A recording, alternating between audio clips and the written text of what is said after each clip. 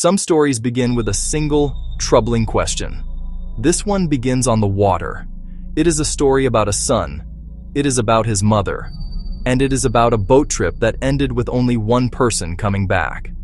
The date was September 17th, 2016. Nathan Carman and his mother, Linda Carman, left a marina in Rhode Island. They were going fishing.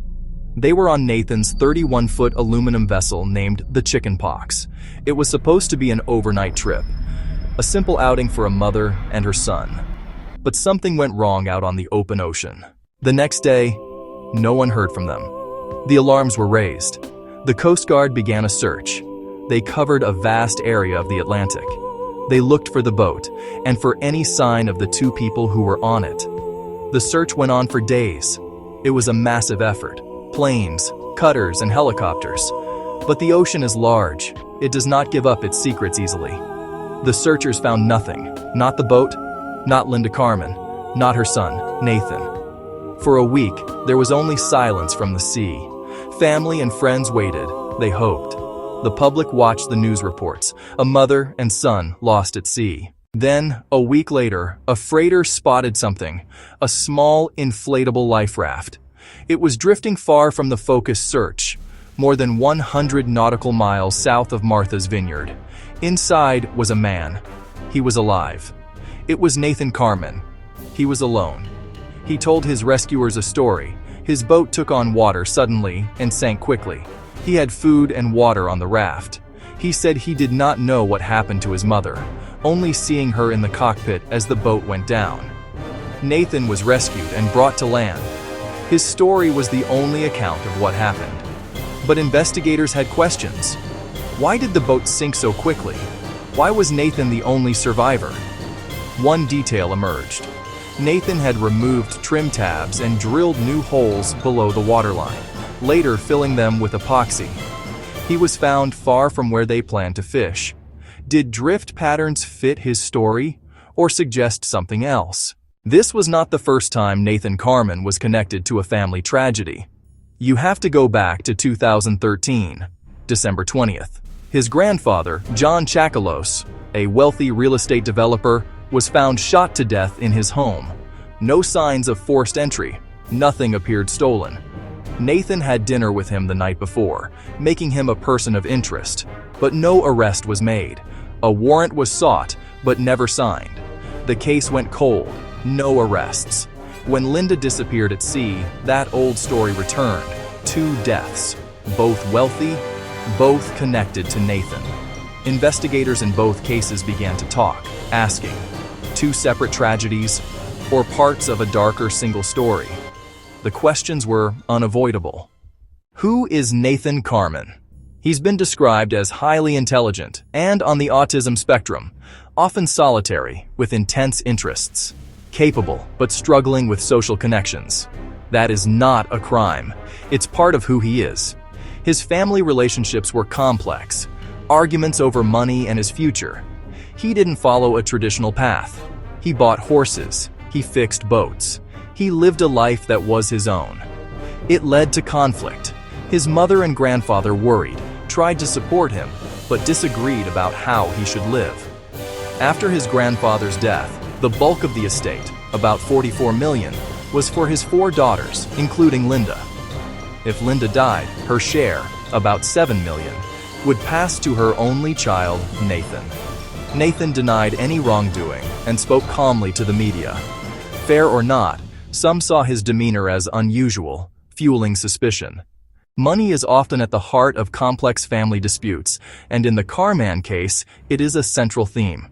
Linda's sisters filed a probate lawsuit, using the Slayer statute to block Nathan from inheriting. They alleged he was responsible for both deaths. A civil case, where proof is by a preponderance, not beyond reasonable doubt. The theory, he killed his grandfather for money, and years later, killed his mother to ensure her share. Separately, his boat insurer refused to pay his claim, arguing the sinking stemmed from improper modifications, deliberate scuttling. Under oath, he was pressed on trim tabs and drilled holes. A one-way ticket to Cuba drew more scrutiny.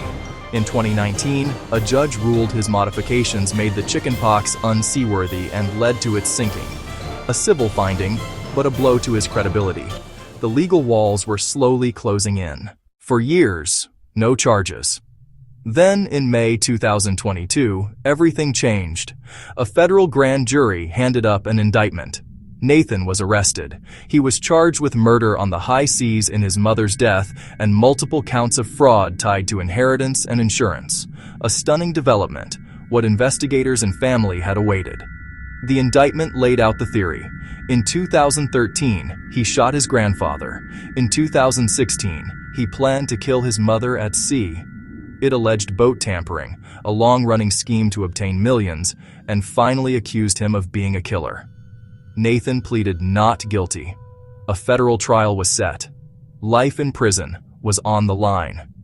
The case fused evidence from Connecticut, Rhode Island, and Vermont.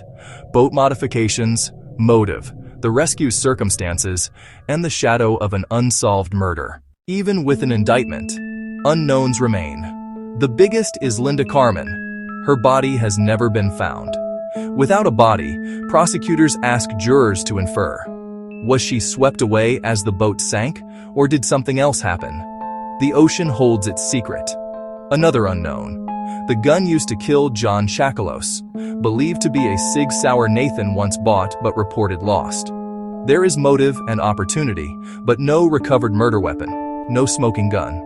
Is Nathan a calculating killer, or a misunderstood man caught in tragic coincidences? Is demeanor guilt, or personality and autism? A jury would have to decide.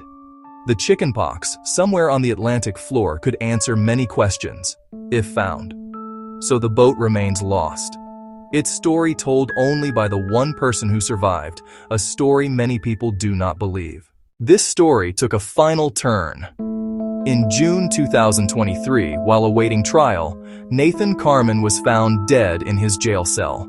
He was 29. His death was ruled a suicide.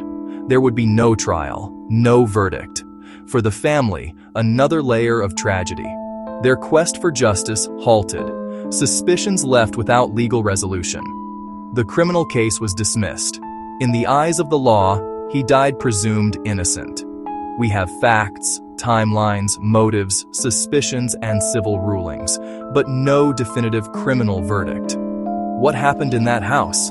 What happened on that boat?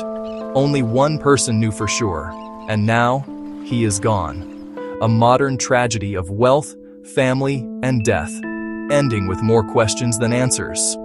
What do you think? Do the facts point to a tragic series of accidents, or to a deliberate plot? The final judgment is left to us.